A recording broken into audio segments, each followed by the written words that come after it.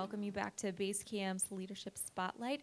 Our next speaker is T.A. McCann, and he has some great stuff he's going to share with you. So T.A., please come on up. I love that enthusiasm. It's not so much. Thank you guys for having me, or coming, showing up.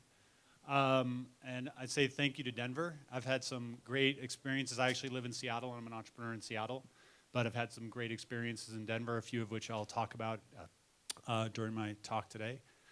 We've got 20 minutes until the headliner goes on, so I'm going to talk for like 15 minutes and then answer questions for 5.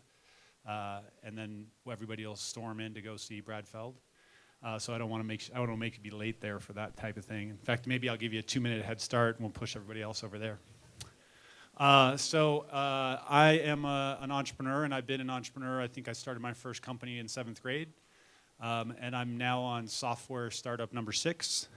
A couple have been successful, a couple unsuccessful, and so I'm going to talk about a couple of failures first, because what would a startup talk be without a few failures and lesson learned on a few failures, and then a couple of things I feel like I've learned along the way, primarily through the successes. I spent much of the 90s actually as a professional sailor.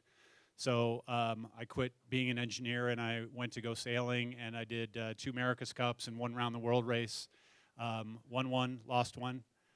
And during the round the world race was sort of a formative time for me, where I really understood the value of team and trust.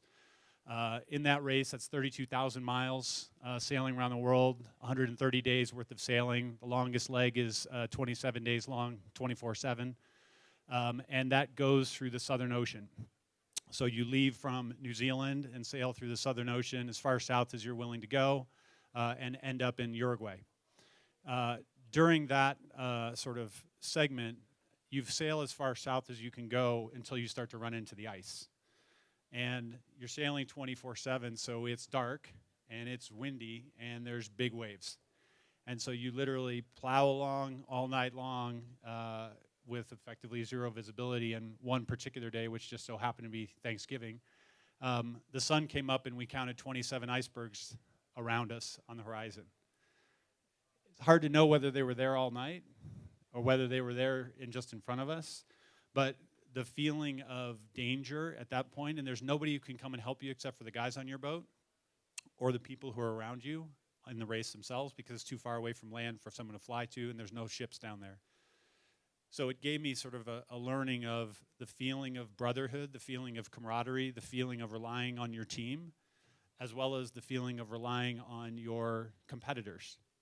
So you may be doing something that's competitive with somebody else in this community or a broader community, but you can still rely on them, and they'll come to help you, because all boats rise as different companies are successful. So lesson number 1 is there's lots of icebergs out there. It's a lot of risk. Bet on your team and be open to sort of helping your competitors if they need it. After I finished sailing, or I started thinking about getting out of sailing, was 1995. Bill Gates on the cover of Newsweek. Half you guys weren't born, I guess, or still in grade school. And I started a web development company. 1998, I started my first real software company. I raised friends and family money for that. Got my first 5 paying customers, and I went to raise money in February of 2000. Anybody else working in February of 2000? That company, I couldn't raise money. Nobody could raise money for that company, and about a year later, that company actually failed. I remember the day of coming in and talking to my team of 10 and saying, I've had the last conversation with venture capitalists. There is no more money. The dream is over. You guys can keep working here as long as you want. I can't pay you. And a good portion of the team stayed with us for about 3 to 4 to 5, 6 months as who knew what was going to happen next. But that was sort of a second sort of exposure for me of the value of team, the value of sort of shared vision, and sometimes you're unlucky. That was really a situation of unlucky. We built the business the right way. If I look back on that, we did all the right things. We were just unlucky. So that's failure number 1. I forgot to say, during the Round the World race, we basically had the race in the bag. We had gone 3/4 of the way around the world. We had an insurmountable lead, and the mast broke on the 5th leg. Mechanical failure, not an error, mechanical failure. The race was a cumulative time race, so we were effectively done or over as soon as that mast broke. All of us on the boat at the time said, how quickly can I get to land? How quickly can I get off the boat? And how quickly can we be finished? Done, because we can't win. But what was interesting would happen over the next 3 days, which it took us to get to land, luckily we were just off the coast of Brazil, not sort of in the Southern Ocean, was the whole team's attitude sort of reassessed what success could look like. So we knew the overall race was out of reach, but we still had one more leg that we could win. We could still come in the middle of the pack, sort of above the B guys and below the A guys. And we could really, on a personal level, salvage this ability to complete something that we had all started. So we fixed that mast, we came last in that 5th leg, and we went on to ultimately win the last leg of that race, and we're sort of the favorite of it. But that was another point where I felt from a leader perspective, and I wasn't the leader, but I was a learner in that particular case, the ability for the skipper to, in challenging situations, recast what success looks like, to get a team to recommit to that particular success, and to change the tide of what was happening in a particular boat. 2 failures. The next thing I want to talk about is structure, and structure for evolution and communication. So as a CEO or as a founder, one of your core jobs is to get as many people as possible moving in the same direction. That includes your team, that includes investors, that includes advisors, that includes customers, that includes a market, influencers. The way that you do that, in my opinion, is by creating structure. And structure can be an 18-month vision, where we got to go and try and take this business over about the next 18 months. 18 to 24 months sounds like about a funding cycle. Divide that by 3, and now I've got a 6-month set of goals, things that we're all trying to work to that I can generally start to measure. Within 6 months, divided by 2 again, and you've got 3-month sort of plan. What are you going to do? What am I going to do? What are you going to do? And then we divide it right back into 2-week sprints. And that's where the majority of the focus is, and I've played around with a lot of different 1-week sprints, 3-week sprints, 2-week sprints, and I could spend an entire hour talking about the sprint particular process, but I think as a leader, you have to be able to talk at the longer term, the medium term, the short term, and then drive your team at the appropriate sort of levels. Next is communication. How do you, within that structure, communicate to keep people going in the right direction? And this is, again, your team, as well as the people who are concentric circles around whatever particular idea you're working on. I recommend that you build communication primarily into the sprint process, and you include your customers in that sprint process. So if you can build a culture which ships product or features every 2 weeks, delivers value every 2 weeks, communicates value every 2 weeks, and if you don't happen to communicate why you didn't, internally and externally, you build trust with your team and you build trust with your customers. And I recommend that you have that same kind of conversation on a very regular, very structured basis with your investors. I mentor a lot of teams through Techstars or Startup Weekend, and it's very infrequent. Less than 10% of them can actually write a constructive monthly update for more than 2 or 3 times in a row. Oh, I'm too busy, I can't figure it out, oh, there's too much bad news, or this or that. You have to build the discipline to communicate to keep people going in the same direction. And part of that is, where are we going in 18 months? Where are we going in 6 months? What do we achieve this month? And 2 weeks like a machine. I'm a mechanical engineer, and so you see machine-like precision in the terms of shipping. Shipping, communicating, build, measure, learn, communicate. So you may have heard build, measure, learn, the Techstars sort of talk. I add build, measure, learn, communicate. 4th one.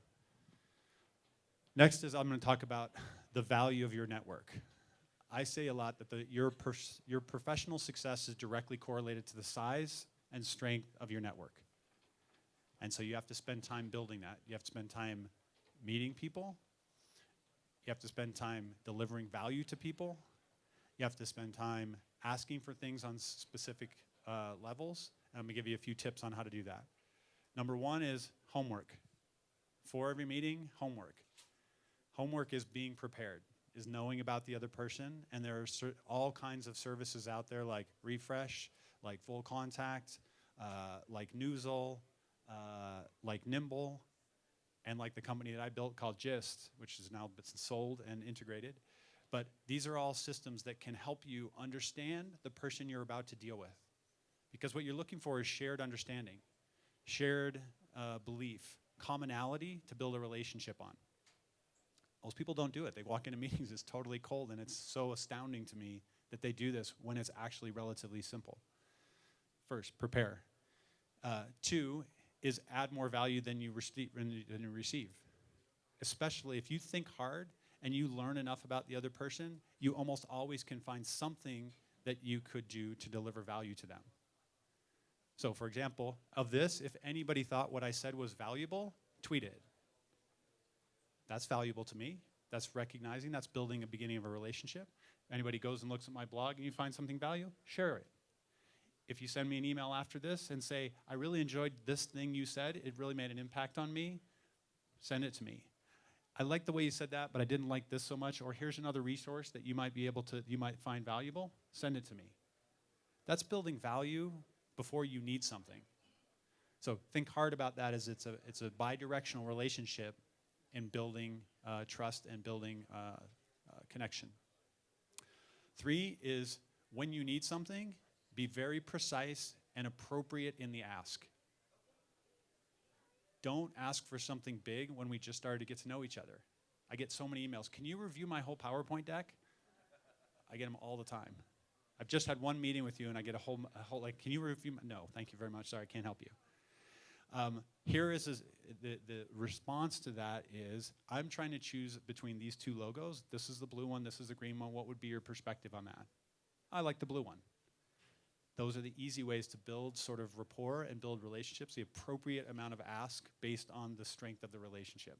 And getting good at understanding how strong is our relationship, how's the balance of what you've done for me or what I've done for you, and can I ask at the appropriate level? The last point is make it easy for me to say yes. Giving me the 2 choices between blue and green is a lot easier than what color do you think it should be? Or could you make an introduction to Brad Feld? And I'd say maybe. And if you include the content that you want me to use for the introduction, you've made it a lot easier for me to say yes. If you've made it personal between what you know about me, what you know about him, you've made it even better. And let me give you one example of this, and then I can take some questions. It was 2008, and it was my 5th startup at the time. We had just gone into private beta, and we got an inbound email from a venture capitalist. He said, hey, I see what you're doing. We've been thinking a lot about this particular space, and we'd be really interested in looking at the product. I said, great. Tell me a little bit about yourself and what you're interested in, et cetera. So we back and forth a little email.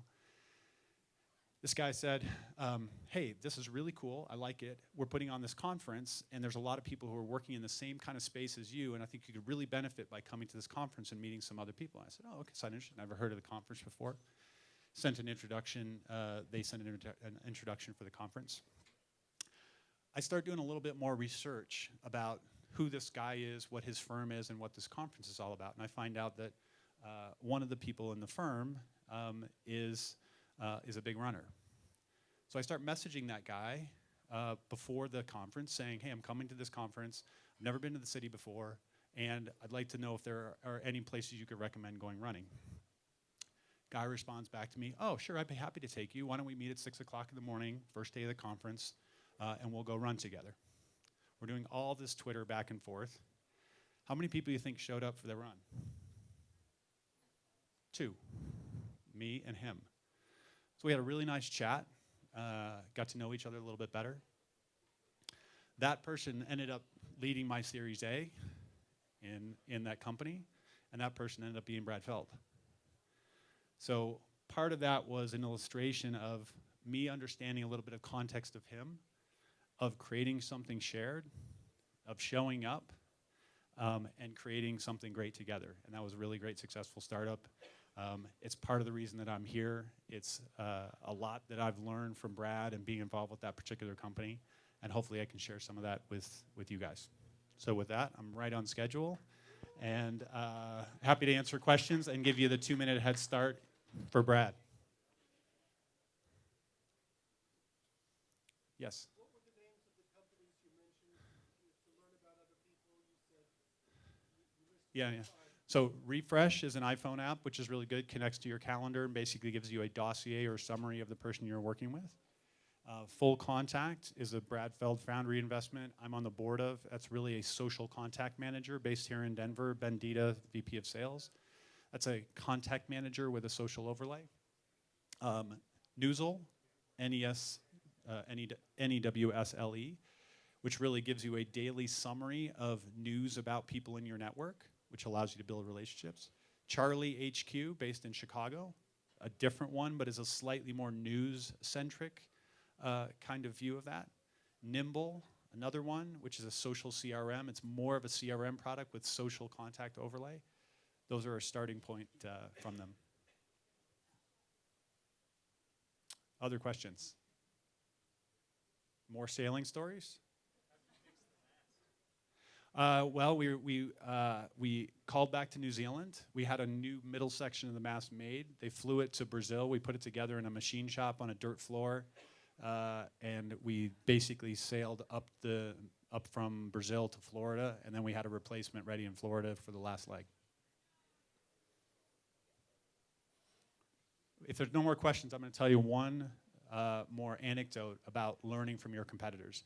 Is anybody an America's Cup fan in here? Anybody pay attention to the last America's Cup? Last America's Cup was so amazing. So after the '95 America's Cup, Larry Ellison hired me and 5 other guys to get into sailboat racing, and then 15 years later and $500 million later, he's the America's Cup defender and champion. They went into the America's Cup, and their boat was clearly slower. And they lost, and they lost, and they lost, and they lost, and they lost. And New Zealand got to the place where they could almost win the America's Cup. They only had to win one more race, and Oracle had to win 8 more. 7 more, 8 more. And what happened was that Oracle was so good at learning from their competition that every day they got better, and they got better, and they got better, and they got better. And a few days, luck went their way. They were still just a little bit slower, and the wind ran out, and they couldn't finish one of the races where New Zealand was in front. And another day, New Zealand sort of broke down, and they couldn't sort of win that particular race. And ultimately, Oracle came back and won the entire sort of America's Cup by learning from their competition. And my latest startup is all about learning from your competition. It's all about how can I learn from both you guys who I might be competing with, as well as the wisdom of the crowd, of learning what is working for online marketing primarily by learning from your competition. So I started by talking about competing sort of with yourselves, but competing with everybody else. But all boats will rise if everybody is helping everybody else get better at building companies, at marketing our companies, at selling companies. And that's what this whole thing is about trying to share that knowledge, trying for all of us to get better, to great companies and a great community in this particular place. Any other questions? Charge for Brad Feld.